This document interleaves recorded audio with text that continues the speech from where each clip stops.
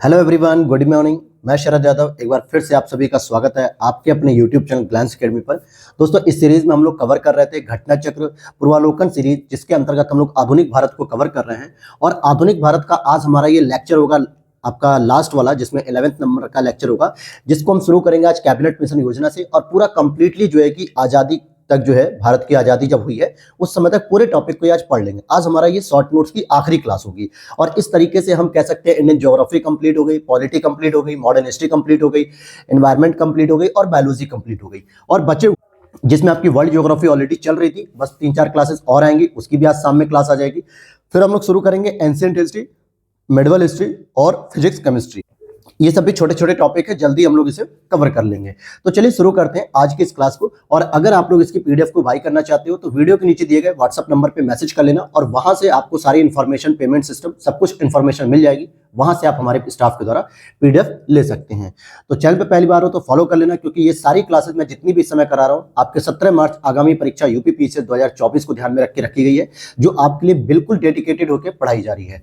तो शुरू करते हैं कैबिनेट मिशन योजना से 1946। इससे पहले हम लोगों ने कुछ क्रोनोलॉजी पढ़ी थी कि इससे पहले एक बैबल योजना पढ़ी थी 1945 की। उससे पहले सी राजगोपालाचारी, जो मुस्लिम लीग और कांग्रेस के बीच में संवैधानिक गतिरोध को दूर करने के लिए थी, 1944। फिर उससे पहले हम लोगों ने क्रिप्स मिशन पढ़ा 1942, और 1942 में ही हमारा ये आता है भारत छोड़ो आंदोलन आता है, और उससे पहले अगस्त प्रस्ताव 1940 पढ़ा था। तो इस तरीके से मैंने पूरी क्रोनोलॉजी आपको समझाई थी। तो आज हम कैबिनेट मिशन के बारे में पढ़ेंगे कि ब्रिटेन में 26 जुलाई 1945 को एटली के नेतृत्व में ब्रिटिश मंत्रिमंडल ने सत्ता ग्रहण की, क्योंकि 1945 से पहले द्वितीय विश्व युद्ध के दौरान चर्चिल की सरकार थी, वहां पे चर्चिल की सरकार चल रही थी। और अब जो है कि ब्रिटिश जब चुनाव हुए तो चर्चिल हार जाते हैं और क्लीमेंट एटली वहां के नए प्राइम मिनिस्टर बन जाते हैं। तो ये भी प्रश्न आ जाता है कि भारत जिस समय आजाद हुआ 15 अगस्त 1947, उस समय ब्रिटिश के कौन प्रधानमंत्री थे? तो चर्चिल साहब थे।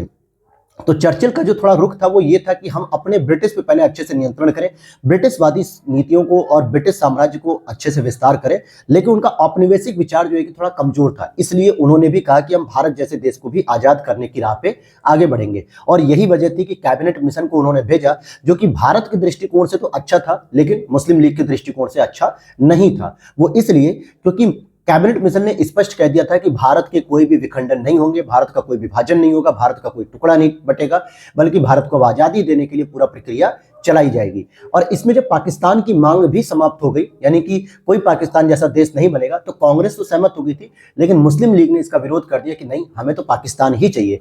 एक दो पॉइंट ऐसे होते हैं जहां पे कांग्रेस इसका विरोध करती है, वो भी मैं डिस्कशन में आपको बताऊंगा। तो कैबिनेट मिशन में अगर हम देखें तो 24 मार्च 1946 को ये दिल्ली आते हैं, और जिसके अध्यक्ष होते पैथिक लॉरेंस साहब, जो भारत के सचिव कहलाते हैं। और सदस्य की बात करेंगे तो स्टैफोर्ड क्रिप्स, जो बोर्ड ऑफ ट्रेड के थे, और एवी अलेक्जेंडर, नौसेना मंत्री। तो आपको बस इतना याद रखना है कि पैथिक लॉरेंस इसके चीफ थे, जो कि अध्यक्ष थे, और ये भारत के सचिव भी। आज ये क्लास थोड़ी सी लंबी हो सकती है, 1.5 घंटे तक जाएगी। वैसे तो ऑन एन एवरेज में 1 घंटे की क्लास कराता हूँ, लेकिन आधे घंटे की क्लास और एक्स्ट्रा रखूंगा, जिससे आज ये मॉडर्न हिस्ट्री पूरी कंप्लीट हो जाए, और इसके बाद हम दूसरे सब्जेक्ट पे भी काम करना शुरू करें। अच्छा, कैबिनेट मिशन ने त्रिस्तरीय शासन व्यवस्था को सुझाया था। अब यहाँ पे ये प्रश्न सीधे बन जाता है कि किस प्रस्ताव के द्वारा या किस मिशन के द्वारा त्रिस्तरीय शासन की बात रखी गई थी। तो इन्होंने त्रिस्तरीय शासन व्यवस्था को सुझाया, और कुछ प्रस्ताव भी रखे हमारे सामने, जैसे भारत की एकता बनाई रखी जाएगी। तो ये अच्छा पॉइंट था। मुस्लिम लीग की पाकिस्तान की मांग को ठुकरा दिया, ये भारत के लिए अच्छा था।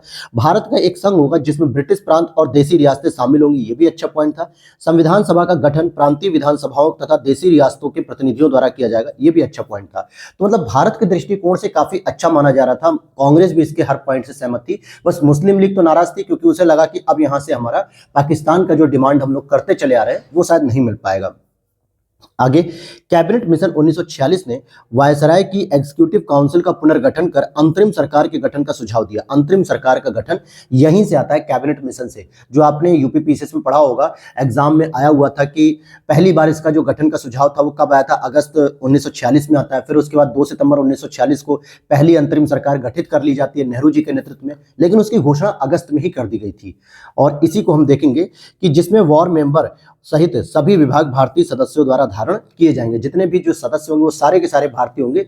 सदैव केवल और केवल 2 पद उन्होंने अपने पास रखे थे, ठीक है। एक तो दो पद इंपॉर्टेंट रखे थे। और 1946 में मुस्लिम लीग कैबिनेट मिशन प्लान के लिए दी गई अपनी स्वीकृति वापस ले लेती है। तो शुरू में तो मुस्लिम लीग ने इसे अपनी स्वीकृति दे दी थी, लेकिन बाद में इसे वापस ले लिया था। और 1946 में गठित अंतरिम सरकार में मुस्लिम लीग शामिल हो गई थी। अब यहां पर आपको समझना है, क्योंकि आप लोगों ने हमेशा से क्या पढ़ा है दोस्तों, आप लोगों ने हमेशा से ये पढ़ा है कि मुस्लिम लीग ने 1946 के कैबिनेट मिशन का विरोध किया था, लेकिन आयोग ने पूछा था कि कैबिनेट मिशन में मुस्लिम लीग पहले तो इसने क्या किया था, अपनी स्वीकृति दे दी थी, लेकिन बाद में वापस ले लेती है। तो ये दोनों बातें ध्यान रखना। और बाद में अंतरिम सरकार में मुस्लिम लीग गठित शामिल हो जाती है, क्योंकि जब अंतरिम सरकार का गठन किया गया नेहरू के नेतृत्व में 2 सितंबर 1946 को, तो उसमें क्या था, मुस्लिम लीग शामिल नहीं हो रही थी। लेकिन कुछ महीनों बाद अक्टूबर में मोहम्मद जो लियाकत अली थे, उनको वित्त मंत्रालय सौंप दिया गया। और इस तरीके से लियाकत अली मुख्य रूप से किससे संबंधित थे, मुस्लिम लीग से संबंधित थे, और इस तरीके से मुस्लिम लीग इसमें शामिल हो जाती है। कैबिनेट मिशन योजना के पक्ष में गांधी जी पूरी तरह से थे, क्योंकि गांधी जी को दिख रहा था भारत का विभाजन नहीं होगा, भारत में जो है कि संवैधानिक शासन शुरू होगा, ये सारी व्यवस्थाएं थी। और इस तरीके से हम देखेंगे कि अबुल कलाम आजाद साहब जो 1940 से 45 तक कांग्रेस के अध्यक्ष थे, इन्होंने क्रिप्स मिशन तथा लॉर्ड बेवेल दोनों से वार्ताएं की थी, क्योंकि इनको ऑफिशियली जो है कि अपॉइंट किया गया था कि आप जो है कि इनसे वार्ता करोगे। तो ये कैबिनेट मिशन का थोड़ा सा जानकारी था। और जो मेन प्रश्न आता है वो इनके प्रस्ताव से आते हैं, जो 3-4 पॉइंट थे। अब हम देखते हैं संविधान सभा। तो यहाँ पर पहले मैं आपको रोकना चाहूंगा कि जो प्रश्न पूछा जाता है संविधान सभा के बारे में, तो वो 2 स्तर से पूछा जाता है। अगर आपसे पूछा जाए कि संविधान सभा का पहले विचार किस आयोग में आया या किस प्रस्ताव में आया, तो विचार जो था, गठन के विचार, मतलब वो आपका जो प्रपोजल था वो क्रिप्स मिशन में आता 1942 में। लेकिन अगर पूछा जाए कि संविधान सभा का जो गठन हुआ वो किसके अकॉर्डिंग हुआ, किस प्रपोजल के अकॉर्डिंग, तो आपको बताना है कैबिनेट मिशन योजना के अंतर्गत संविधान सभा का गठन किया था, जिसमें ब्रिटिश प्रांत और देसी रियासत के प्रतिनिधि शामिल होंगे। तो जब संविधान सभा का गठन की बात होती है, तो स्वतंत्र भारत के लिए संविधान की रचना हेतु संविधान सभा का विचार किसने प्रस्तुत किया। तो अगर हम बात करें कि ये विचार किसने प्रस्तुत किया था, तो कांग्रेस पार्टी ने सबसे पहले 1936 में फैजपुर अधिवेशन में दिया था, और इससे भी पहले स्वराज पार्टियों ने 1934 में दिया था। तो अगर आपको ऑप्शन वहां पे इंडियन पर्सपेक्टिव का भी देखने को मिले कि Congress party, Swaraj party, Cripps mission, cabinet mission, अगर इस तरीके से प्रस्ताव आ रहे हैं, तो आपको स्वराज पार्टी का ऑप्शन पहले उठाना होगा, दूसरा कांग्रेस पार्टी को ले सकते हो, तीसरा आप क्रिप्स मिशन को लोगे, अगर इस क्रोनोलॉजी में दिया हुआ है तो। और अगर मान लो उसने प्रश्न पूछ लिया कि संविधान सभा के प्रस्ताव से संबंधित, और ऑप्शन दे रहा ब्रिटिश रियासत से, जैसे अगस्त प्रस्ताव लॉर्ड लेनिथगो का हो गया, या गांधी इरविन समझौते में इरविन प्रस्ताव हो गया, या फिर आपका कैबिनेट मिशन हो गया, या क्रिप्स मिशन, तो इसमें देखो कि भारतीय दृष्टिकोण शामिल नहीं किया जा रहा है, तो इट मीन्स कि फिर आपका हो जाएगा क्रिप्स मिशन। देखो ये वो छोटे छोटे पॉइंट हैं जहां पर प्रश्न पूछे जाते हैं आयोग के, और प्रीवियस ईयर पेपर में आप देख भी सकते हो, लेकिन इसमें बहुत सारे बच्चे गलतियां कर देते हैं, फिर वो नुकसान उठाना पड़ जाएगा। तो ध्यान से समझना हर एक पॉइंट को। कैबिनेट मिशन प्लान के अंतर्गत संविधान सभा का गठन किया गया, तो ये गठन पूछा जाता है, और इसके तहत संविधान सभा के निर्माण के लिए प्रत्येक प्रांत को 10 लाख पर एक प्रतिनिधि होगा। तो ये भी प्रश्न पूछा जाता है कि जो संविधान सभा का गठन किया गया, तो उसमें एक जो संवैधानिक सदस्य आया वो कितने लाख की जनता पर आया था, 10 लाख पर। और मतदाताओं के केवल 3 वर्ग माने गए, यानी एक तो आम जनता से आएंगे, दूसरे मुस्लिम से आएंगे, और तीसरे सिख से आएंगे। तो संवैधानिक सभा का निर्माण करने के लिए जो सभा का गठन किया जा रहा था, उसमें 3 कैटेगरी से लोग आ रहे थे। एक तो आम जनता मतलब एक साधारण सीट हो गई, कोई भी आ सकता है, दूसरा मुस्लिमों के लिए कुछ रिजर्व थी, और तीसरा सिखों के लिए कुछ रिजर्व सीटें थी। और संविधान सभा का जो पहला अधिवेशन होता है 9 दिसंबर 1946 को, जो कि एक अस्थायी अध्यक्ष यहाँ पे गठित किया जाता है, सच्चिदानंद सिन्हा जी को किया जाता है। और सेकंड अधिवेशन जब आता है 11 दिसंबर 1946 को, तो यहाँ पे एक परमानेंट मेंबर बना दिया जाता है, प्रेसिडेंट, यानी कि राजेंद्र प्रसाद जी को परमानेंट अध्यक्ष बना दिया जाता है दूसरे मीटिंग्स में।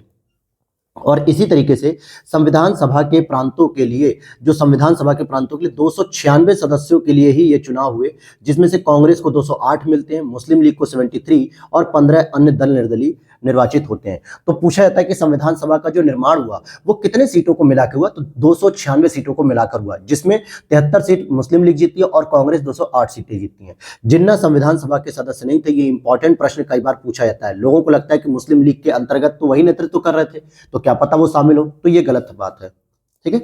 और किसने ब्रिटिश युग की केंद्रीय लेजिस्लेटिव असेंबली तथा स्वतंत्र भारत की संसद में अध्यक्ष पद संभाला था, तो जीवी मावलंकर जी। हम लोग अक्सर पढ़ते हैं ना, हमेशा पढ़ते होंगे कि लोकसभा के पहले अध्यक्ष कौन थे, तो जीवी मावलंकर, यानी कि गणेश वासुदेव मावलंकर जी ये थे।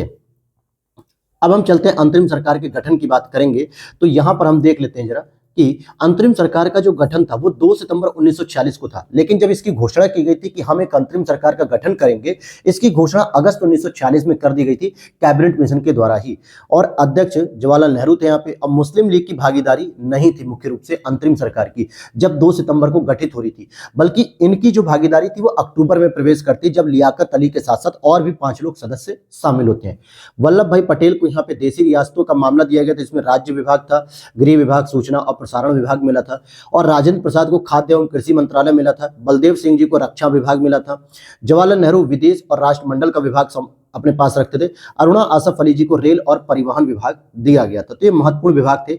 उसी में जब लियाकत अली साहब शामिल होते हैं तो इनको वित्त विभाग दिया जाता है, और इसके साथ मुस्लिम लीग के 5 और सदस्य भी शामिल होते हैं इस अंतरिम सरकार में। तो 2 सितंबर को तो ये शामिल नहीं हुए थे, लेकिन जब अक्टूबर में इसका एक्सपेंड किया गया तब जो है कि इसमें मुस्लिम लीग भी शामिल होती है। और जगजीवन राम श्रम विभाग से संबंधित थे। 1946 के चुनाव के पश्चात मुस्लिम लीग ने किस प्रांत में अपनी सरकार बनाई, और बंगाल में बनाई थी मुस्लिम लीग ने। मुस्लिम लीग हो गया कृषक प्रजा पार्टी की गठबंधन के द्वारा ये सरकार सत्ता में आई थी, और इसके ए फजलुल हक के नेतृत्व में आई थी। और सीधी कार्रवाई दिवस की मैं बात करूं तो 16 अगस्त 1946 को, अर्थात कि प्रत्यक्ष कार्रवाई दिवस के नाम से भी इसे हम जानते हैं। तो ये सारी एक्टिविटी हो रही थी, और फिर उसी दौरान भारत का विभाजन और स्वतंत्रता की घोषणा माउंटबेटन के द्वारा कर दी जाती है क्लीमेंट एटली के दबाव पर। भारत की स्वतंत्रता के समय क्लीमेंट एटली ब्रिटिश प्राइम मिनिस्टर थे, और उनका कार्यकाल 1945 से 51 तक था, और वो लेबर पार्टी से संबंधित थे। लेबर पार्टी का मतलब हो गया वो कहीं ना कहीं कंजर्वेटिव पार्टी का ही पुराना नाम था, लेबर मतलब नया नाम था लेबर पार्टी, श्रमिक दल।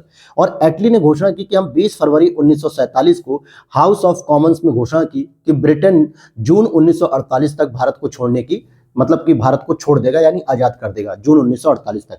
और इसने फिर माउंटबेटन को वायसराय के रूप में नियुक्त किया, और माउंटबेटन वायसराय के रूप में जब भारत आते हैं तो यथासंभव भारत को संयुक्त रखने का ये प्लान बनाते हैं कि हम भारत को आजादी तो देंगे, लेकिन पूरी कोशिश की जाएगी कि भारत को एकजुट रखा जाए, पाकिस्तान जैसा कोई विचार इसमें नहीं आना चाहिए। और इसी हिदायत के साथ इन्हें भारत भेजा गया था। और जिस बेस पे माउंटबेटन योजना आधार बनती है 3 जून 1947 की घोषणा के द्वारा, जिसको मनबाटन योजना भी कहते हैं, डिक्कीबार्ड योजना भी कहते हैं, माउंटबेटन योजना भी कहते हैं। ये 2-3 नाम अलग अलग हैं, प्रोनाउंसिएट किए जाते हैं। और फिर इन्होंने सत्ता हस्तांतरण की एक पेशकश रखी, और दूसरी पेशकश जब माउंटबेटन को लगा कि बिना देश का विभाजन के सत्ता का हस्तांतरण करना मुश्किल होगा, क्योंकि बहुत सारा नरसंहार होगा, बहुत सारे निर्दोष लोग मारे जाएंगे, तो अंततः इन्होंने देश के विभाजन की फिर योजना को क्या किया, साकार रूप दे दिया।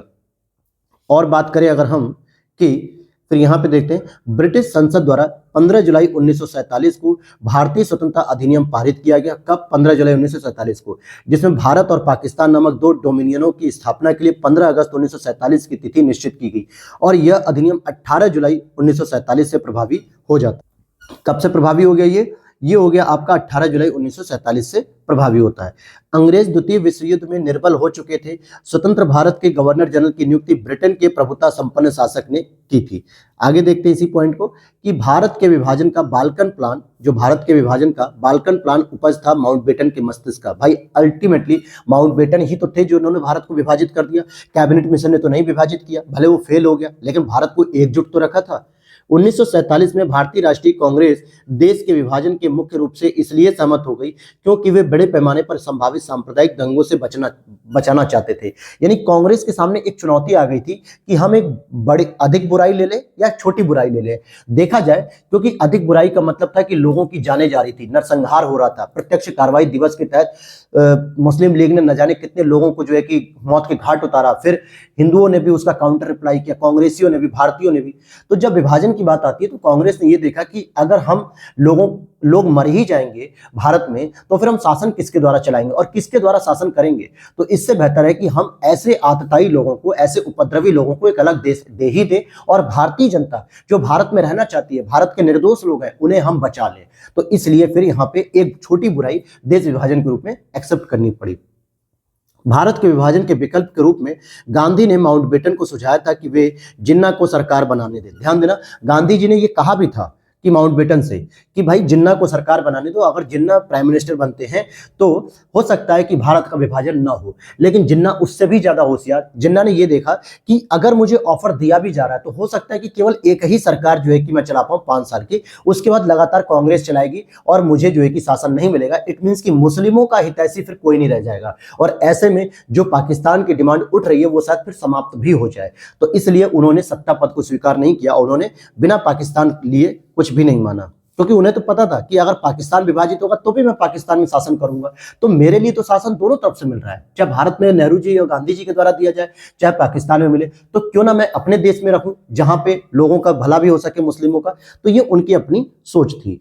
भारत विभाजन के संदर्भ में 1947 में नियुक्त सीमा आयोग की अध्यक्षता रेडक्लिफ ने की थी, और इन्होंने जिस भी हिस्से पे लाइन खींची थी कि इसके पश्चिम में, यानी पंजाब के पश्चिम में पाकिस्तान रहेगा और पश्चिम बंगाल के पूरब में जो है बांग्लादेश वाला हिस्सा जिसे हम पाकिस्तान कहते थे, तो रेडक्लिफ ने यह डिवीजन किया था। और भारत के विभाजन को टालने का अंतिम अवसर तब समाप्त हो गया जब कैबिनेट मिशन को अस्वीकार करने के साथ ही, क्योंकि कैबिनेट मिशन में इस तरीके से स्पष्ट कहा गया था कि नहीं, पाकिस्तान जैसा कोई भी जो है कि विभाजन नहीं होगा, भारत एकजुट रहेगा। लेकिन जब उसे भी हमने अस्वीकार कर दिया तो ब्रिटिश शासक को भी लग गया कि ये लोग मानेंगे नहीं, विभाजन कर ही दो, और वही माउंटेन ने फिर किया, माउंटबेटन ने। 15 जून 1947 को कांग्रेस के दिल्ली अधिवेशन में भारत के विभाजन का प्रस्ताव स्वीकृत हुआ, और इसके अध्यक्ष थे जेबी कृपलानी महोदय, ठीक है। और नई दिल्ली में 1947 में आयोजित अखिल भारतीय कांग्रेस समिति की बैठक किसने विभाजन के प्रस्ताव का समर्थन किया? अबुल कलाम आजाद जी ने किया।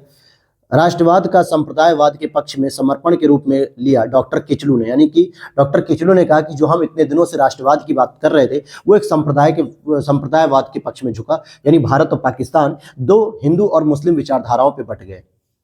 जून 1947 को संपन्न कांग्रेस कमेटी की बैठक में भारत विभाजन के विपक्ष में खान अब्दुल गफ्फार खां थे, जिनको हम सीमांत गांधी कहते हैं, फ्रंटियर गांधी। ये शुरू से जो है कि भारत विभाजन के खिलाफ थे, और किचलू साहब थे, और पुरुषोत्तम दास ने मतदान किया था। ये लोग चाहते ही नहीं थे कि भारत को विभाजन हो, ये लोग चाहते थे कि भारत एकजुट रहे।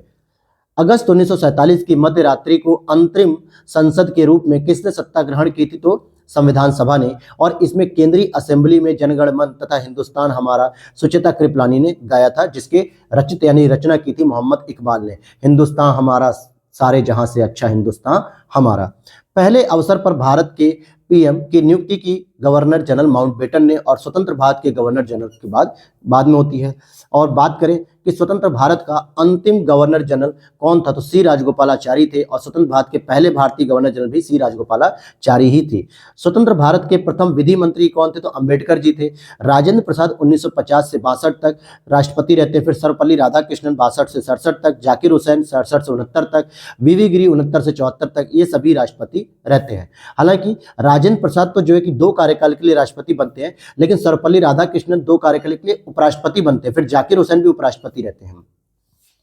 आगे देखें, माउंटबेटन की अध्यक्षता में बनी विभाजन परिषद में भारतीय राष्ट्रीय कांग्रेस की ओर से जवाहरलाल नेहरू, सरदार पटेल सम्मिलित होते हैं, और परिणाम स्वरूप लॉर्ड माउंटबेटन ने 3 जून को अपनी योजना प्रस्तुत कर दी। भारत विभाजन के साथ जेबी कृपलानी भारतीय राष्ट्रीय कांग्रेस के अध्यक्ष थे उस समय, और ये सुचेता कृपलानी जी के हस्बैंड थे। आगे देखते हैं कि 23 नवंबर 1946 को मेरठ अधिवेशन में उन्होंने अध्यक्षता भी की थी, और 23 अगस्त 1947 में स्वतंत्रता प्राप्ति के अवसर पर गांधी बंगाल के नोआखली में होने वाले सांप्रदायिक दंगों को शांत करा रहे थे, क्योंकि जब विभाजन हुआ था तो पश्चिम बंगाल और पूर्वी बंगाल के बीच में भी बहुत तगड़ा जो है कि सांप्रदायिक दंगा हो रहा था हिंदू मुस्लिमों का, जिसे गांधी जी अकेले एकमात्र जो है कि समाप्त करने पर लगे पड़े थे। और भारतीय राष्ट्रवाद ब्रिटिश राज का शिशु था, यह कथन आर कोपलैंड ने कहा। किसने कहा कि ब्रिटिश शासन की सबसे अधिक महत्वपूर्ण उपलब्धि थी भारत का एकीकरण बनाए रखना, के एम पडिक्कर का। और भारतीय स्वतंत्रता के समय अंग्रेजी महाराजा कौन थे, तो जॉर्ज पंचम थे। जैसे प्रधानमंत्री पूछा जाता है कि क्लेमेंट एटली थे, उसी तरीके से आपसे यह भी पूछा जाता है।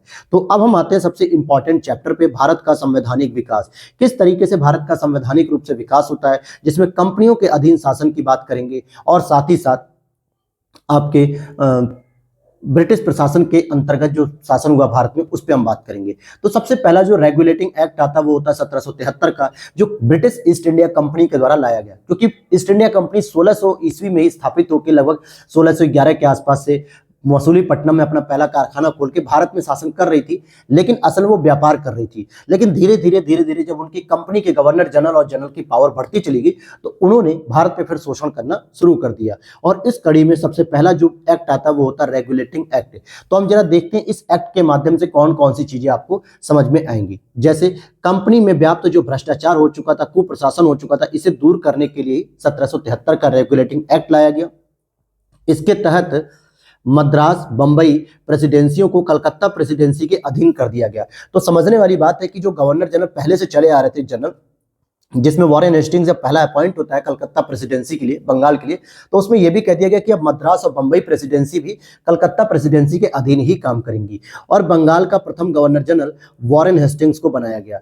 सर्वप्रथम कलकत्ता में सर्वोच्च न्यायालय की स्थापना की गई थी 1774 में, जिसके मुख्य न्यायाधीश थे एलिजा एम्पे। और इसमें 3 और सदस्य थे जिसको चैम्बर्स कहते हैं, हाइड कहते हैं और लेमिस्टर कहते हैं। तो यह भी पूछा जाता है कि सर्वोच्च न्यायालय की स्थापना कलकत्ता में किस अधिनियम के तहत हुई, तो 1773 के रेगुलेटिंग अधिनियम से, और जिसमें मुख्य रूप से एलिजा इम्पे मुख्य चीफ जस्टिस थे और 3 लोग चैम्बर्स, हाइड और लेमिस्टर थे। ये 1774 में इन्होंने एस्टैब्लिश किया। और साथ ही साथ भारत के गवर्नर जनरल को किस एक्ट के द्वारा अपनी समिति के निर्णय को अस्वीकार करने का अधिकार मिला था, तो 1786 का एक एक्ट आया था जो कि कॉर्नवालिस के लिए लाया गया था। मुख्य सेनापति की भी शक्ति प्राप्त करना चाहता था। आपने पढ़ा होगा कि 1784 में एक पिट्स इंडिया एक्ट आता है, ध्यान देना, ठीक है। और पिट्स इंडिया एक्ट और 1786 की बात करें तो यहां से मुख्य रूप से कॉर्नवालिस जैसे व्यक्ति को भारत में लाना था, क्योंकि उसकी योग्यता बहुत अच्छी थी। ब्रिटिश सरकार ने उसे पहले ही देख रखा था उसकी योग्यता के मामले में, लेकिन वो चाहता था कि मुझे सेनापति यानी चीफ कमांडर जिसे कहते हैं ना आर्मी चीफ वाला, वो भी मुझे पावर चाहिए, और इसलिए थोड़ा सा उसमें संशोधन किया गया। और 1793 में एक विनियम द्वारा जिला कलेक्टर को उसकी न्यायिक शक्तियों से वंचित कर दिया गया और केवल संग्राहक अभिकर्ता बना दिया गया। और ऐसे विनियम का कारण क्या था कि कॉर्नवालिस द्वारा जिला कलेक्टरों को अधिक शक्तिशाली नहीं बनने देना चाहता था, अतः उसने शक्ति के पृथक्करण सिद्धांत को अपनाया। क्योंकि 1793 में जो हमारा एक्ट आता है उसके अंतर्गत जब कॉर्नवालिस भारत आता है तो उसने कहा कि जो जिला कलेक्टर, इट मींस की जो डीएम है, डिस्ट्रिक्ट मजिस्ट्रेट जिसको हम लोग कहते हैं, ठीक है, कलेक्टर बाबू भी कहते हैं, इसके पास न्यायिक शक्ति तो थी ही थी, साथ में टैक्स कलेक्शन की भी शक्ति थी। तो कॉर्नवालिस कहता है कि तुम्हारा मुख्य काम है जिला का संग्रह करना, यानी कि जो टैक्स आता है उसको कलेक्ट करो, तुम निर्णय करने के लायक नहीं हो। तो निर्णय करने की क्षमता वो खता देता है, वहां से न्यायिक विभाजन कर देता है और स्पष्ट कहता है कि कार्यपालिका जो प्रशासन है, कार्यपालिका न्यायपालिका से अलग होनी चाहिए, कार्यपालिका न्यायपालिका एक हाथ में नहीं होनी चाहिए। इसलिए उसने वहां पे शक्ति पृथक्करण का सिद्धांत अपना के जिला कलेक्टरों को न्यायपालिका की शक्ति छीन लेता है और केवल टैक्स कलेक्शन के रूप में स्थापित करता है। फिर आगे देखते हैं हम चार्टर अधिनियम की बात करेंगे अगर हम, तो यहां पर आप देखोगे कि चार्टर अधिनियम 1813 की बात करें तो चीन और चाय का व्यापार छोड़ के व्यापारिक एकाधिकार को समाप्त कर दिया जाता है इस अधिनियम के तहत। और भारतीयों की शिक्षा के लिए वित्तीय प्रावधान किया जाता है जिसमें 1 लाख रुपए जो है कि प्रावधान रहता है, 1 लाख रुपए खर्च करने का। चार्टर अधिनियम 1833 की बात करेंगे तो कंपनी के सभी वाणिज्यिक अधिकार समाप्त कर दिए गए थे पूरी तरीके से। और मॉन्टेग्यू चेम्सफोर्ड की संस्तुति के आधार पर ही 1922 से सिविल सेवा परीक्षा इंग्लैंड एवं भारत में एक साथ आयोजित हुई। ये अगला पॉइंट था। फिर उसके बाद देखें नागरिक सेवाओं के लिए प्रतियोगी परीक्षा प्रणाली के सिद्धांत को अपनाया गया था 1853 में। यानी अभी तक क्या हो रहा था कि जो नागरिक सिविल सेवाएं हो रही थी वो केवल डायरेक्ट योग्यता के आधार पर ले ली जाती थी, यानी कि कह सकते हो नेपोटिज्म के रूप में। लेकिन अब ये हुआ कि अब हम प्रतियोगी परीक्षा कराएंगे, यानी कंपटीशन का एग्जाम कराएंगे सिविल सर्विसेज के लिए। तो 1853 में पहली बार ऐसा हुआ। और 1853 का जो चार्टर एक्ट था वो क्या कहता है कि इसके द्वारा कार्यपालिका तथा विधायी शक्तियों को पृथक करने का एक निश्चित कदम उठाया गया। यानी कार्यपालिका और विधायी की कानून कौन बनाएगा और उसका इंप्लीमेंट कौन करेगा। हालांकि कार्यपालिका और न्यायपालिका को अलग करने का काम कॉर्नवालिस ने 1793 में पहले ही कर दिया था, लेकिन इस एक्ट के द्वारा कार्यपालिका और विधायी शक्तियों को अलग कर दिया गया और भारत के लिए पहली बार एक पृथक विधान परिषद की एस्टैब्लिशमेंट कर दी गई थी 12 सदस्यों के साथ। क्योंकि इससे पहले जो गवर्नर जनरल थे या वायसराय थे उन्हीं के पास पूरी शक्ति होती थी, वो विधायिका के रूप में कानून भी बनाते थे और कार्यपालिका के रूप में प्रशासन भी चलाते थे। लेकिन अब एक विधान परिषद अलग बना दी गई और 1 जनवरी 1941 को सिविल सेवा में भारतीयों को 617 की भागीदारी यूरोपीय 585 से ज्यादा हो गई थी। अब ये एक स्टेटमेंट बन जाता है कि क्या सिविल सेवा में भारतीयों का प्रतिनिधित्व ज्यादा था यूरोपियों से, तो हम कहेंगे बिल्कुल, क्योंकि भारतीय योग्य बहुत थे, बस उन्हें मौके की तलाश थी। जब मौका उन्हें मिलना शुरू हुआ सिविल सर्विसेज में तो सबसे पहले सत्येंद्रनाथ बोस सिलेक्शन लेते हैं, सुभाष चंद्र बोस सिलेक्शन लेते हैं, ऐसे महान लोग सिलेक्शन इसमें लेते हैं।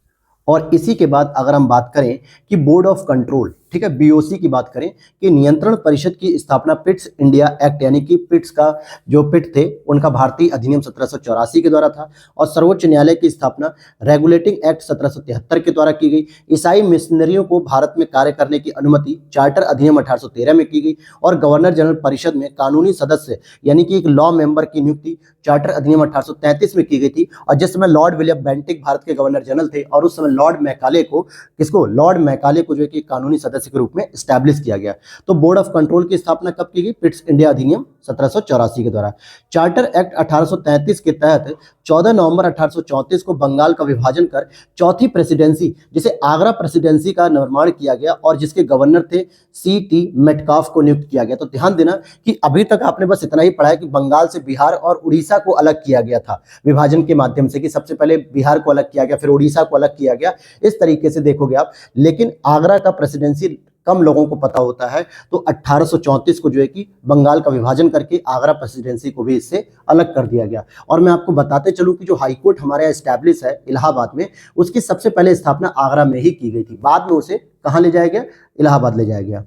अगला पॉइंट है 1858 के भारत सरकार अधिनियम के द्वारा भारतीय प्रशासन का नियंत्रण कंपनी से छीनकर ब्रिटिश क्राउन को सौंप दिया था 1858 के एक्ट से। क्यों ऐसा होता है? क्योंकि 1857 की जो स्वतंत्रता संग्राम होता है, यानी कि कह सकते हो 1857 की क्रांति की बात करें, तो उसके बाद जो है क्या कहते हैं 1858 में फिर ये ब्रिटिश क्राउन का शासन सीधे आ जाता है। और बात करते हैं इंडियन काउंसिल एक्ट 1861 की बात करें, इसके द्वारा गवर्नर जनरल को अध्यादेश जारी करने की शक्ति प्रदान की गई, जो 6 माह तक लागू रहता है। हमारे भारत में राष्ट्रपति को वर्तमान में जो अध्यादेश की शक्ति दी गई है वो आर्टिकल नंबर 123 के दी गई है, और ये जो शक्ति दी गई थी 1935 के एक्ट के द्वारा दी गई है।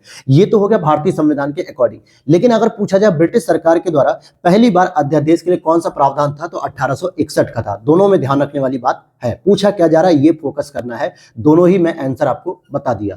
अब इसके द्वारा इंडियन काउंसिल एक्ट 1861 यानी कि भारतीय परिषद अधिनियम के द्वारा वायसराय की परिषद को कानून बनाने की शक्ति प्रदान कर दी गई, जिसके तहत लॉर्ड कैनिंग ने विभागीय प्रणाली को शुरुआत की। यानी कि लॉर्ड कैनिंग ने क्या किया? विभागीय प्रणाली। और ये पूछा जाता है कि जैसे हम विभागीय कमेटी की बात करते हैं, तो सबसे पहले लॉर्ड कैनिंग ने 1861 के तहत विभागीय प्रणाली को शुरू किया। यानी हर एक डिपार्टमेंट की एक प्रणाली होगी और वो अपना अपना काम देखेंगे। भारतीय परिषद अधिनियम 1892 के अनुसार भारतीय विधान परिषद को बजट पर बहस करने की शक्ति प्रदान मिल गई। यानी कि भारतीय लोगों को 1892 के तहत बजट पर केवल बहस कर सकते हो, मतदान और काउंटर प्रश्न आप नहीं पूछ सकते हो। और इसके द्वारा 92 के द्वारा, इसके द्वारा अंग्रेजों ने भारत में सर्वप्रथम परोक्ष निर्वाचन प्रणाली की शुरुआत की। परोक्ष का मतलब होता है अप्रत्यक्ष। बॉम्बे, मद्रास, कलकत्ता में उच्च न्यायालय की स्थापना की जाती है 1861 में, और ये 1862 में स्थापित किए गए थे जगह जगह। तो ये अधिनियम 1861 का था, लेकिन 3 जगह स्टैब्लिशमेंट होते हैं, और बाद में 1866 में हमारा इलाहाबाद हाईकोर्ट स्टैब्लिश होता है। भारत में ब्रिटेन के सभी संवैधानिक प्रयोगों में सबसे कम समय तक 1909 का इंडियन काउंसिल एक्ट चला। द्वैध शासन का जनक किसको कहा जाता है? लियोनस कर्टिल को कहा जाता है, और इसने प्रांतों में 1919 के द्वारा शुरू किया था। तो ध्यान देना कि जो द्वैध शासन का जनक होता है, ठीक है, इसमें लियोनेल कर्टिस होते हैं। द्वैध शासन का मतलब होता है कि एक आरक्षित विषय होते हैं और एक हस्तांतरित विषय होते हैं। आरक्षित विषयों पे जो मुख्य विषय होते हैं, जैसे टैक्स कलेक्शन हो गया, कानून निर्माण पद्धति हो गई, न्याय करने की बात हो गई, ये जो मुख्य जो विभाग थे ये गवर्नर जनरल अपने पास रखते थे। और जो हस्तांतरित यानी जिसपे पैसा खर्च हो सकता है, जैसे स्वास्थ्य हो गया, शिक्षा हो गया, खेती हो गई, इन सभी को दे दिया गया था भारतीय प्रतिनिधियों को कि पैसा लगाओ तो इसका विकास होगा, नहीं लगाओगे तो नहीं होगा। तो ऐसे में लियोनेल कर्टिस के द्वारा इस व्यवस्था को शुरू किया गया। हालांकि 1919 में प्रांतों में द्वैध शासन लगा दिया गया, और 1935 के अधिनियम द्वारा जो है कि प्रांतों का द्वैध शासन समाप्त कर दिया गया। अब यहाँ पे समझते हैं कि द्विशासन का अर्थ होता है प्रशासन के विषयों का 2 वर्गों में विभाजन होता है। प्रांतों में उत्तरदायी शासन के बोध का प्रवर्तन कराने का प्रयत्न किया गया। भारतीय उच्चायुक्त के पद का सृजन भी किस अधिनियम से हुआ? तो भारत सरकार अधिनियम 1919 के द्वारा ही किया गया। भारत सरकार अधिनियम 1935 के कुछ मुख्य तत्व थे, जैसे एक संघ का प्रावधान था, प्रांतों को स्वायत्ता देना, क्योंकि जो 1929 के द्वारा जो है कि द्वैध शासन हो रहा था वो स्वायत्ता दे दी गई, और गवर्नरों को विधायी क्रियाओं में वीटो की शक्ति, ध्यान देना, वीटो की शक्ति तथा स्वयं द्वारा विधि बनाने की भी शक्ति दे दी गई थी, वीटो पावर को। आगे सांप्रदायिकता का विस्तार भी किया गया। एक संघीय न्यायालय की स्थापना की गई, जिसको आज हम लोग सुप्रीम कोर्ट कहते हैं, क्योंकि इसकी स्टैब्लिशमेंट पहले 1937 में हुई थी। हालांकि स्वतंत्र भारत के बाद उसकी अगर हम बात करेंगे तो 28 जनवरी 1950 से उसने काम करना शुरू किया था। 1935 का गवर्नमेंट ऑफ इंडिया एक्ट क्यों महत्वपूर्ण है? क्योंकि यह भारतीय संविधान का प्रमुख स्रोत है। यह भारतीय संविधान का प्रमुख स्रोत है क्योंकि मैक्सिमम लगभग 250 से अधिक अनुच्छेद जो है कि एज इट इज 1935 के द्वारा रिसीव किए गए हैं। आगे देख लेते हैं। अब यहाँ पे 1935 के भारत सरकार अधिनियम द्वारा प्रस्तावित संघ में राजसी प्रांतों को शामिल करने के पीछे अंग्रेजों की असली मंशा भारत के राष्ट्रवादी नेताओं के साम्राज्यवाद विरोधी सिद्धांतों को व्यर्थ करने के लिए राजाओं का इस्तेमाल करना था, क्योंकि इसमें देसी रियासतों को भी शामिल करने की बात थी भारतीय संघ में। हालांकि भारतीय संघ का कभी अस्तित्व नहीं आ पाया। यह ध्यान देने वाली बात है कि भारतीय संघ का अस्तित्व नहीं हो सका, उसका निर्माण कभी नहीं हो पाया। और इसमें कथन था कि एक कार जिसमें ब्रेक हो पर इंजन नहीं है, ब्रेक तो है पर इंजन नहीं है, ये जवाहरलाल नेहरू ने कहा था। यानी कि ये अधिनियम काम नहीं करेगा बल्कि रुकावट ज्यादा पैदा करेगा। और इसे संवैधानिक निरंकुशता का सिद्धांत भी कहा जाता है कि इससे संवैधानिक निरंकुशता भी आती है। भारतीय राष्ट्रीय कांग्रेस ने अपने लखनऊ अधिवेशन 1936 में भारत सरकार अधिनियम 1935 को अस्वीकार किया, जिसकी अध्यक्षता जवाहरलाल नेहरू ने की थी। फिर आगे देखते हैं। भारत सरकार अधिनियम 1935 को गुलामी का अधिकार पत्र यानी दासता का अधिकार पत्र भी जवाहरलाल नेहरू ने ही किया था। भारत सरकार अधिनियम 1935 में अंतर्विष्ट अनुदेश प्रपत्र इंस्ट्रूमेंट ऑफ इंस्ट्रक्शन को वर्ष 1950 में भारत के संविधान में डीपीएसपी के रूप में समाविष्ट किया गया। यानी भारत सरकार अधिनियम में जो 1935 में एक प्रोविजन था जिसको कहा जाता था अंतर्विष्ट अनुदेश प्रपत्र इंस्ट्रूमेंट ऑफ इंस्ट्रक्शन, जिसको भारतीय संविधान में राज्य के नीति निदेशक तत्व के नाम से शामिल किया गया है। और भारत शासन अधिनियम में अवशिष्ट शक्तियां गवर्नर जनरल के पास थी जो 1935 के दिन में, लेकिन वर्तमान में क्या हुआ, केंद्र सरकार के पास है। किस अधिनियम द्वारा भारत परिषद इंडिया काउंसिल को समाप्त किया गया? तो भारत सरकार अधिनियम 1935 के द्वारा इसे समाप्त किया गया। यह किसने कहा था? मुझे इस आरोप के संबंध में कोई क्षमा नहीं मांगनी है कि संविधान के प्रारूप में गवर्नमेंट ऑफ इंडिया एक्ट 1935 के एक बड़े भाग को पुनः उत्पादित कर दिया गया है, क्योंकि 1935 के बहुत सारे प्रावधान ऐसे थे जो भारतीयों के हित में ज्यादा दिख रहे थे। तो इसलिए अंबेडकर जी ने उसे क्या किया, एज इट इज जो है कि प्रारूप समिति के अंतर्गत शामिल कर लिया गया। और इस पर किसी भी प्रकार की क्षमा मांगने से भी मना किया अंबेडकर जी ने, क्योंकि वो बहुत दूरदर्शिता वाले व्यक्ति थे और उन्हें पता था कि कुछ ऐसे प्रोविजंस हैं जो भारत के हित में ज्यादा बेहतर होंगे। फिर आगे देख लेते हैं। यहाँ पर हम नेक्स्ट देखते हैं। संविधान सभा में पृथक निर्वाचक मंडल का विरोध करते हुए संयुक्त निर्वाचक मंडल के प्रस्ताव पर बोलते हुए वल्लभ भाई पटेल ने कहा था, क्या कहा था, कि आप मुझे एक भी स्वतंत्र देश दिखा सकते हैं जहां पृथक मताधिकार हो। अंग्रेज जा चुके हैं परंतु वे शरारत छोड़ गए हैं। द रेगुलेटिंग एक्ट 1773 में सुप्रीम कोर्ट की स्थापना होती, 1774 में भारतीय परिषद अधिनियम 1909 के द्वारा सांप्रदायिक निर्वाचन मंडल का प्रारंभ किया था, पार्लियामेंट्री सुधार जिसे हम कहते हैं। भारतीय सरकार अधिनियम 1919 के द्वारा द्वैत शासन का प्रारंभ किया गया, जिसमें प्रदेशों में प्रांतों में रखा गया। और भारतीय सरकार अधिनियम 1935 के द्वारा प्रदेशों की स्वायत्तता सुनिश्चित की जाती है। तो ये तो हो गया आपके इंपॉर्टेंट टॉपिक। अब हम चलते हैं आधुनिक इतिहास, जिसमें हम विविध सेक्शन को कवर करेंगे। यहाँ पे क्या होगा, बहुत सारे ऐसे सेगमेंट आपको देखने को मिलेंगे जो आपके मल्टीपल डायमेंशन से रिलेटेड होते हैं विविध के रूप में, जो किसी भी चैप्टर से रिलेटेड हो सकते हैं या 3-4 चैप्टर को मिला के एक उन्होंने अपना बना लिया। जैसे अगर हम बात करें कि कॉर्नवालिस प्रथम गवर्नर जनरल थे जिन्होंने पुलिस सुधार प्रक्रिया के अंतर्गत भारत में ब्रिटिश ढांचे पर आधारित एक नियमित पुलिस बल की स्थापना की। भारतीय पुलिस प्रशासन का जनक भी किसको कहता है, कॉर्नवालिस को कहता है। भारतीय दंड संहिता 1860 लॉर्ड कैनिंग के कार्यकाल में लागू की गई थी। किसके कार्यकाल में? लॉर्ड कैनिंग के कार्यकाल, क्योंकि जो प्रथम भारत का स्वतंत्रता संग्राम था 1857, उस समय भी लॉर्ड कैनिंग ही थे, लेकिन वो गवर्नर जनरल थे। लेकिन बाद में 1858 के एक्ट के द्वारा इन्हें वायसराय की पदवी दे दी गई थी। तो इन्हीं के समय से बात होती है और ये पहले वायसराय भी कहे जाते हैं। और इनके समय 1860 का जो आईपीसी थी, इंडियन पीनल कोड यानी भारतीय दंड संहिता शुरू किया गया। हालांकि अब इसको 2023 के द्वारा जो है कि इसे बदल दिया गया है, जो भारतीय दंड संहिता है उसको बदला गया है। ठीक है, भारतीय न्याय संहिता के नाम से किया गया है। और 19वीं शताब्दी में किस देश का भारत की और विस्तार का डर जो है एंग्लो अफगान संबंधों का आधार था? तो वो रूस था। और प्रश्न देखें, ला बुर्दनासे द्वारा मद्रास पे अधिकार किया गया तो 1746 में, और डुप्ले की पदच्युति हुई थी 1754 में, क्योंकि डुप्ले जो कि एक पुर्तगाली शासक थे, इनको जो है कि भारत से वापस बुला लिया गया था। भारत के डुप्ले फ्रांसीसी थे, भारतीय नहीं थे, फ्रांसीसी मतलब पुर्तगाली नहीं थे, फ्रांसीसी थे। भारत के संदर्भ में शासन की पितृसत्तात्मक दृष्टिकोण किससे संबंधित माना जाता है? थॉमस मुनरो से माना जाता है, जिसके अन्य मेलकम, एल्फिंस्टन, मेटकॉफ ये सभी लोग यहाँ पर थे। भारत में 19वीं शताब्दी में पड़े किस अकाल का प्रकोप का समुद्र यानी सी ऑफ कैमिलिटी कहा गया? तो उड़ीसा अकाल को कहा जाता है। उड़ीसा अकाल जो 1866-67 में था उसे सी ऑफ कैमिलिटी भी कहा जाता है, सी ऑफ कैमिलिटी भी कहा जाता है। आगे देख लेते हैं कि भारतीय दुर्भिक्ष संहिता भारतीय दुर्भिक्ष संहिता की बात करेंगे तो 1883 का निर्माण किस आयोग के द्वारा किया गया? तो स्ट्रेची आयोग के द्वारा किया गया था भारतीय दुर्भिक्ष संहिता। एंड्रयू फ्रेजर ने पुलिस आयोग का गठन किया था लॉर्ड कर्जन के समय 1902-3 में। एंटनी मैकडोनाल्ड ने अकाल आयोग गठित किया कर्जन के समय 1901। कोलिन स्टॉफ मॉन्क्रिफ सिंचाई आयोग 1901 और थॉमस रॉबर्टसन रेले आयोग 1901। तो ये चारों ही महत्वपूर्ण जो आयोग आपको देखने को मिलेंगे लॉर्ड कर्जन के समय के हैं और ये प्रश्न बनता है। सकरखेड़ा या शंकरखेड़ा का युद्ध देखोगे 1724 में, पोर्टोनोवा का युद्ध 1781 में, मुदकी का युद्ध 1845 में। तो इसमें पोर्टोनोवा और मुदकी ये पूछा गया है। आगे देखते हैं, ड्रामेटिक परफॉर्मेंस एक्ट 1876 में, Bengal tenancy act 1885, north western provinces व अवध एक्ट 1890 में। अब यहां पर देखो आपके आरओ एग्जाम्स में सीधा प्रश्न पूछा गया था दोस्तों, बंगाल टेनेंसी एक्ट 1885 बिल्कुल पूछा गया था। और क्रम आपको याद होगा, लेक्स लोकी अधिनियम था, बंगाल आपका था टेनेंसी एक्ट, शारदा अधिनियम रहेगा और नहीं आयु सम्मत, हाँ एज ऑफ कंसेंट था, और साथ में एक और एक्ट पूछा गया था। ये सारे एक्ट अभी आपको यहाँ पे मिल जाएंगे। तो इन शॉर्ट नोट से मैंने आपको एक वीडियो के माध्यम से बताया था कि किस प्रकार से 55+ एमसीक्यूज यानी कि सीधे सीधे प्रश्न इस हैंडरिटन नोट से सीधे लाइन टू लाइन जो है कि पूछे गए हैं। अगर आप उसको ढंग से रटे रहेंगे तो आपको मिलान करके प्रश्नों में संख्या अधिक मिलती। हालांकि अब आरओ का एग्जाम हो चुका है और लीक हो गया पेपर, दोबारा होगा बेहतर होगा, लेकिन आप अपने यूपी पीसीएस के स्कोर को अच्छा कर सकते हैं इस पूरे घटना चक्र के शॉर्ट नोट्स की क्लास को देखकर, पीडीएफ को बाई करके आप बार बार रीडिंग करके सारी चीजें बेहतर कर सकते हैं। ब्रिटिश सरकार भारत के विभाजन के लिए उत्तरदायी नहीं है, यह कथन एटली ने कहा। ये तो वही हो गया कि सारा क्या ही कहा जाए, छोड़ो कमेंट नहीं करेंगे हम।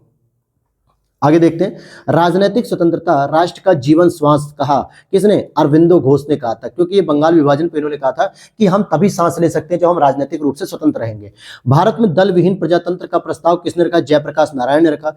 रजनी पामदत्त ने कहा कि वे साम्राज्यवाद से लड़ते भी थे और सहयोग भी करते थे। उन्होंने किस राजनीतिक गठबंधन के बारे में कहा था? भारतीय राष्ट्रीय कांग्रेस, क्योंकि जो भारतीय राष्ट्रीय कांग्रेस का जो उदारवादी धड़ था वो अंग्रेजों से लड़ता भी था लेकिन कहीं कहीं वो सहयोग भी करता था।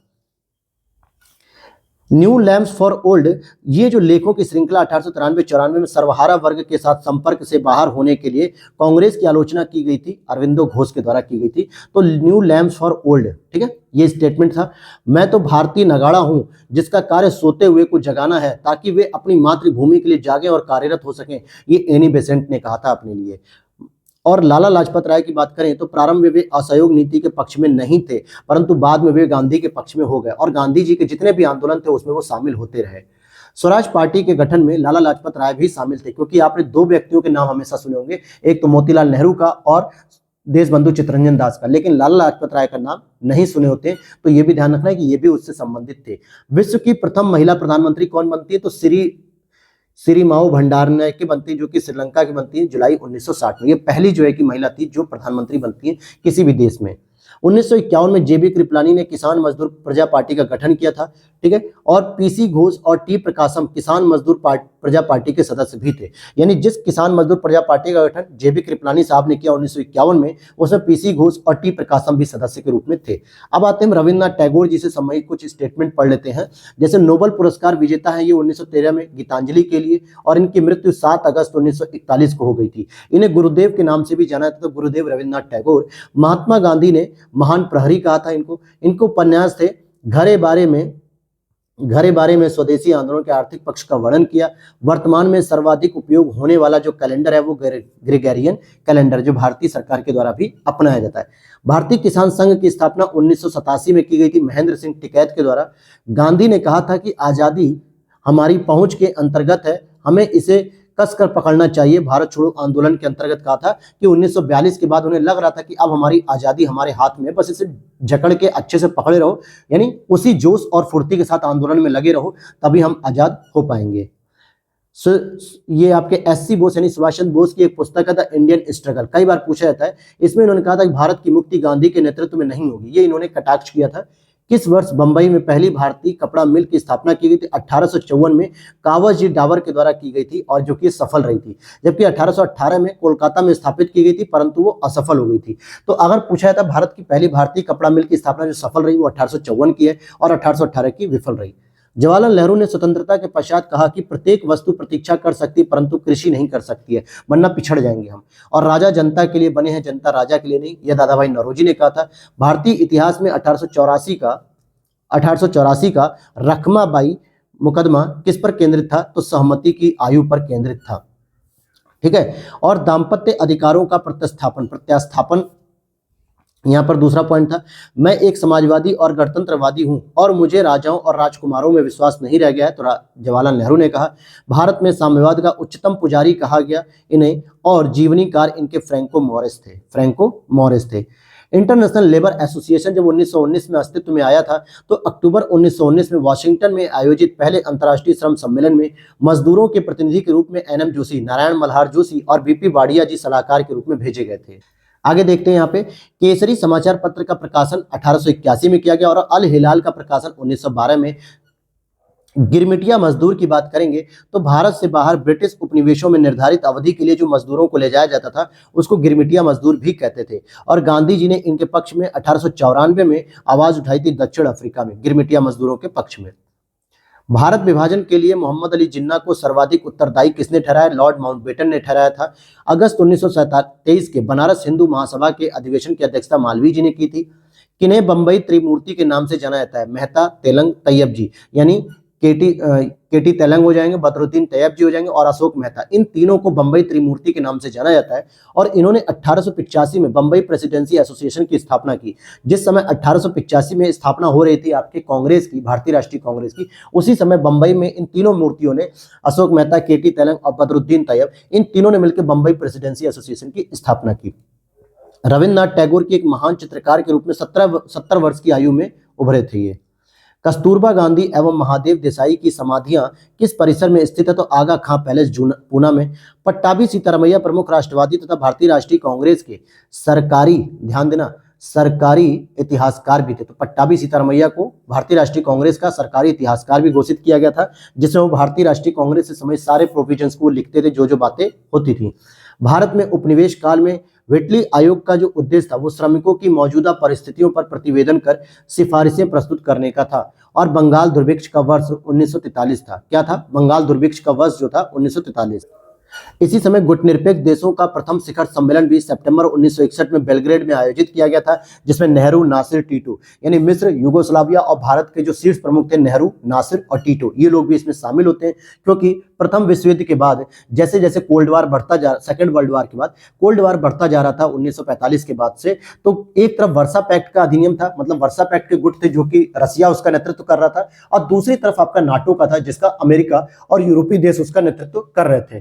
तो भारतीय और जितने भी छोटे छोटे जो अफ्रीकन देश थे या जो है कि लैटिन अमेरिकी देश थे, जिन्होंने कहा था कि हम किसी भी गुट में शामिल नहीं होंगे, इसलिए हम गुट निरपेक्ष आंदोलन की नीति को आगे लेकर बढ़ेंगे।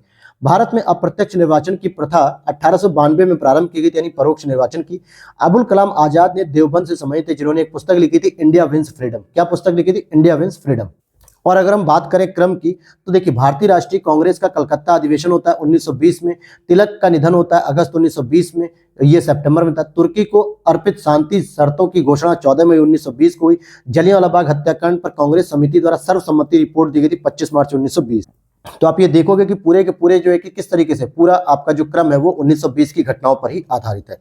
स्वाधीन भारत की प्रथम औद्योगिक नीति किस वर्ष घोषित की गई थी? वह था 1948। ठीक है, ये पहली औद्योगिक नीति थी। और भारत में सर्वप्रथम केरल में 1957 में साम्यवादी सरकार की स्थापना हुई। यानी कह सकते हो कि भारत में सबसे पहले जो साम्यवादी सरकार का गठन होता है वो कहाँ पे होता है? केरल में।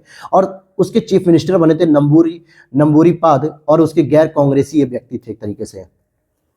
फिर आगे देखते हैं, राष्ट्रीय पत्रकारिता दिवस 16 नवंबर को होती है और 11 जुलाई को विश्व जनसंख्या दिवस, ये भी आपका प्रश्न आया हुआ था। 29 अगस्त को राष्ट्रीय खेल दिवस, 8 सितंबर को विश्व साक्षरता दिवस और 21 अप्रैल को लोक सेवा दिवस। तो आप देखिए अलग अलग स्टेटमेंट वाइज भी प्रश्न यहाँ से रखे गए थे। अखिल भारतीय महिला सम्मेलन 1927 में स्थापित हुआ था, अखिल भारतीय महिला सम्मेलन। और रेलवे आयोग 1901 में टॉमस रॉबर्टसन के नेतृत्व में। अकाल आयोग 1899 में एंथनी मैकडोनाल्ड के नेतृत्व में। सिंचाई आयोग 1901 में कॉलिन स्टॉक मॉनक्रीफ, और ये सभी मुख्य रूप से लॉर्ड कर्जन के समय के थे। तो अब यहाँ पर हम देखेंगे कि 20 अगस्त 1917 को अगस्त की घोषणा, जो अगस्त घोषणा की गई थी मॉन्टेग्यू के द्वारा की गई थी, और जो 8 अगस्त 1940 को अगस्त प्रस्ताव आता है ये लॉर्ड लिनलिथगो के द्वारा होता है, और अगस्त संकल्प 1942 का महात्मा गांधी जी के द्वारा था, जो 8 अगस्त 9 अगस्त 1942 भारत छोड़ो आंदोलन के लिए था, और प्रत्यक्ष कार्रवाई दिवस 16 अगस्त 1946 को मोहम्मद अली जिन्ना के द्वारा थी। तो ये 4 स्टेटमेंट आपके क्रम वाइज होते हैं, और देसाई लियाकत, महादेव देसाई और लियाकत समझौता 1945 में था। 31 अक्टूबर 1929 को गवर्नर जनरल लॉर्ड इरविन द्वारा जारी किए गए दीपावली घोषणा पत्र का संबंध भारत का डोमिनियन स्टेटस बनाने से रिलेटेड था।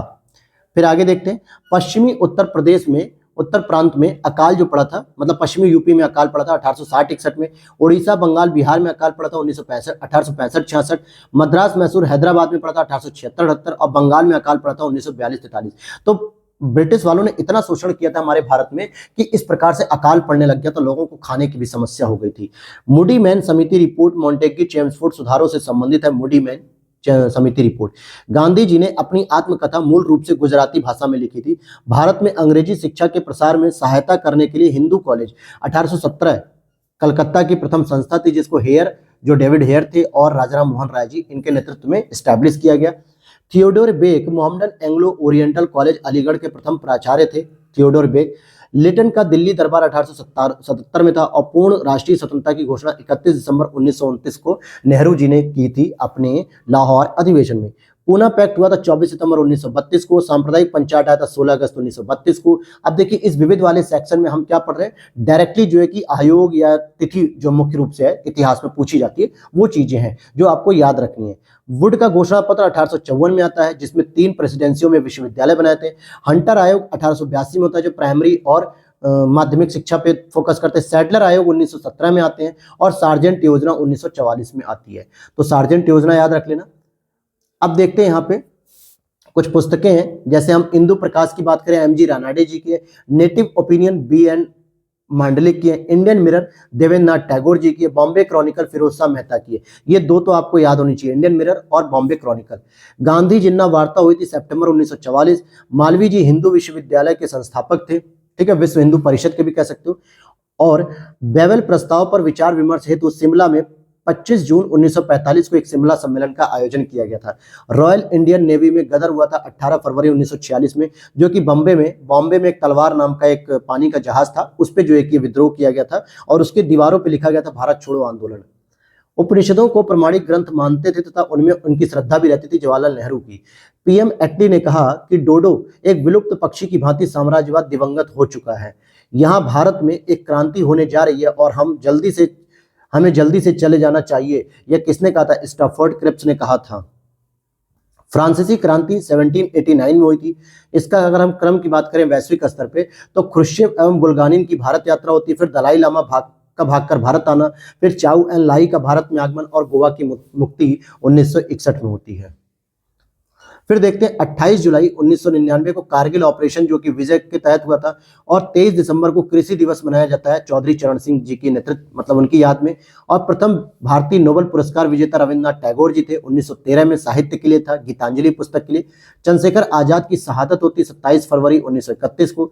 1927 की बटलर कमेटी का जो उद्देश्य था वो भारत सरकार एवं देशी रियासतों के बीच में संबंधों को सुधारना था। यह बटलर कमेटी स्टैब्लिश की गई थी।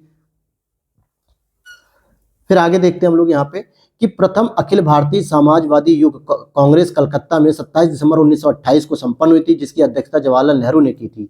1948 में स्थापित हिंद मजदूर सभा के संस्थापक थे अशोक मेहता, TS रामानुजम, और यहाँ पे LG मेहता लिखा हुआ है।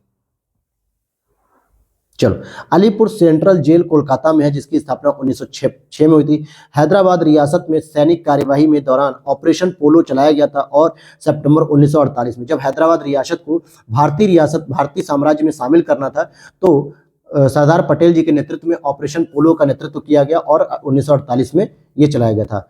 पश्चिम बंगाल राज्य का सचिवालय भवन राइटर्स बिल्डिंग के नाम से जाना जाता है, राइटर्स बिल्डिंग के नाम से। नई दिल्ली की किस प्रसिद्ध इमारत को PM संग्रहालय में परिवर्तित कर दिया गया? तो 3 मूर्ति भवन के रूप में।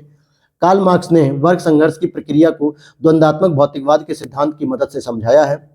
फिर आगे देखते हैं मदर टेरेसा के बारे में। इनका जन्म अल्बानिया में हुआ था 1910 में, यानी 1910 में। 18 वर्ष की उम्र में ही ये नन बन गई थी।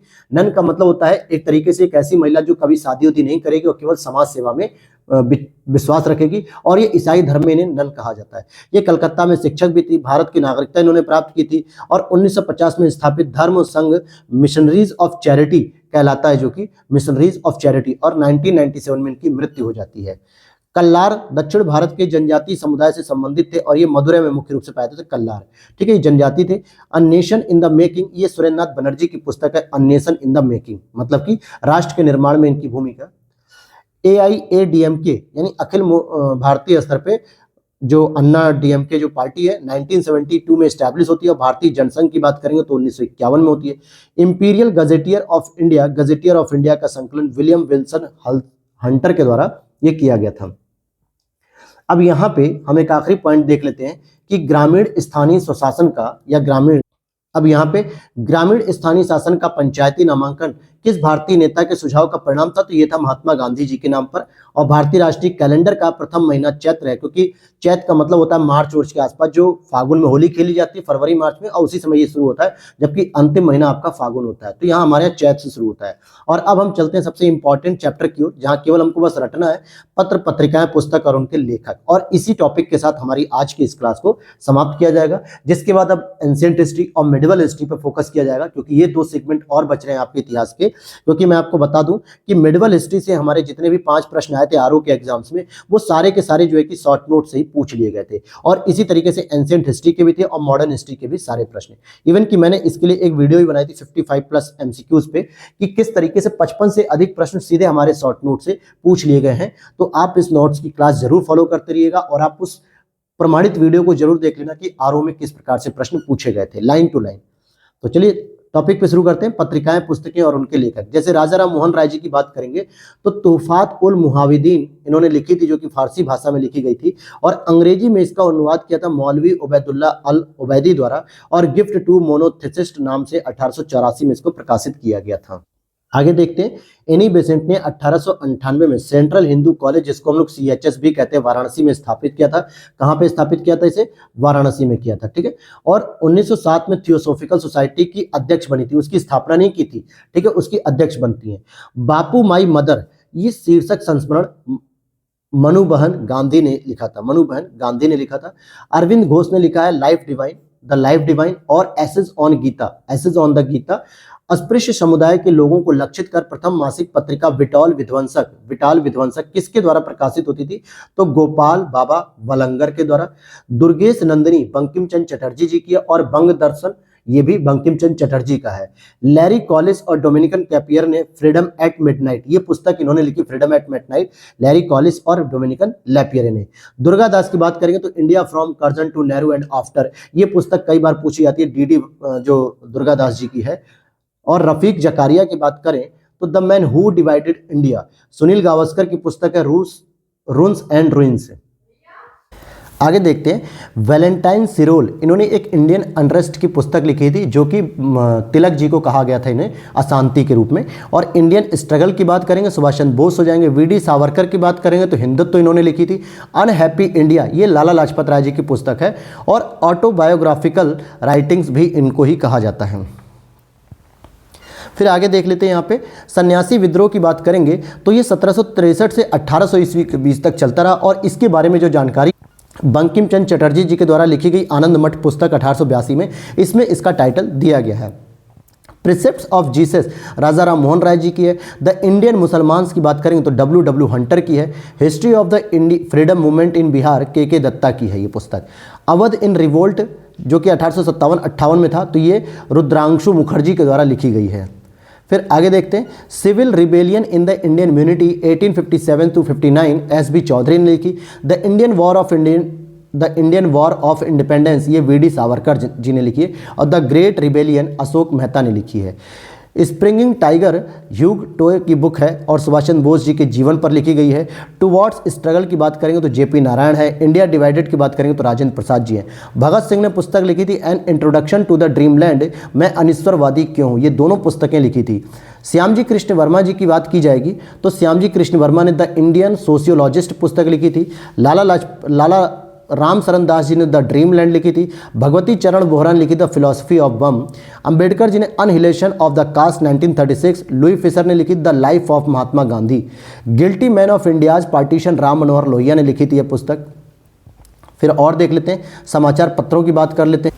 इसमें आएगा कि बंगाली किसने लिखी थी, तो सुरेंद्रनाथ बनर्जी जी ने। बंगवासी जोगेंद्रनाथ बोस ने। वंदे मातरम अरविंद घोष ने लिखी थी। अमृत बाजार पत्रिका, ये जो पुस्तक थी ये मोतीलाल घोष ने लिखी थी। जनता की योजना का मसौदा भारतीय श्रम संघ की ओर से एम.एन. रॉय द्वारा तैयार किया गया था। पीपुल्स प्लान में आर्थिक विकास के एक 10 वर्षीय कार्यक्रम की परिकल्पना की गई थी। द ग्रेट डिवाइड जो H.V. हडसन द्वारा लिखी गई थी, भारत पाकिस्तान का विभाजन पे थी ये। The glimpses of the world history Jawaharlal Nehru की थी। Captive lady Michael Madhusudan Dutt द्वारा लिखी गई। गोरा रविन्द्रनाथ टैगोर द्वारा। The broken wing Sarojini Naidu के द्वारा लिखी गई थी। फिर आगे देखते हैं, गीतांजलि का अनुवाद 1912 में, जबकि मूल बांग्ला के रूप में लिखी गई थी 1910 में, और नोबेल प्राइज़ 1913 में मिला गया था। ये कृति थी रविन्द्रनाथ टैगोर जी की। फरवरी 1919 में आंध्रा के चित्तूर जिले में मदनपल्ली ने गुरुदेव टैगोर ने जनगण मन का बांग्ला से अंग्रेजी में अनुवाद किया। और इंडिया फॉर इंडियंस, ये C.R. दास का कॉन्सेप्ट है कि भारत भारतीयों के लिए है, और ये पुस्तक भी इनकी लिखी हुई है। गांधी जी ने अपनी किस पुस्तक में ब्रिटिश पार्लियामेंट को बांझ और वैश्या कहा था, तो हिंद स्वराज 1909 में, जो मूल रूप से गुजराती भाषा में थी। दिलीप मुखर्जी की बात करेंगे तो इन्होंने टेररिस्ट लिखी थी। Living an era D.P. Mishra ने लिखी। भारत की खोज डिस्कवरी ऑफ इंडिया नेहरू ने लिखी। फाउंडेशन ऑफ इंडियन कल्चर की बात करेंगे तो अरविंदो घोष ने लिखी। और बहुविवाह बुक ईश्वरचंद विद्यासागर ने लिखी थी। शतरंज के खिलाड़ी प्रेमचंद ने लिखी। देवी चौधरानी बंकिम चटर्जी ने। गीत गोविंद जयदेव ने लिखी। और अमृत और विश्व अमृतलाल सागर ने इस पुस्तक को लिखा है। फिर नेक्स्ट देखते हैं यहाँ पे, सुमित्रा नंदन पंत ने चिदम्बरा लिखी। शरद चंद्र चटर्जी ने देवदास लिखी।